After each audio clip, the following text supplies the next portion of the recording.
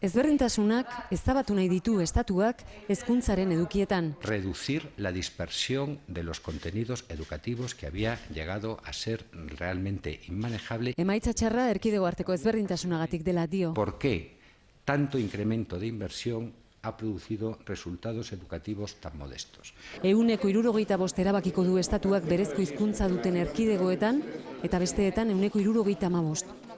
110 gehiago hartu du beretzat. Matematika, ingelesa eta gaztelera indartu eta hautazkoak asko gutxitu, horiek dira bi ildo. Beste bat, aurreratu egingo dute lanbide heziketa batxilergo erabakia DBH-ko 3. mailara. Hezkuntzaren arkitektura aldatu nahi du estatu osoan eta aspaldi desagertutako azterketak ekarriko ditu berriro. Estatuko ebaluatzaileekin azterketa lehen hezkuntzan DBH-en eta batxilergoan azken urtean.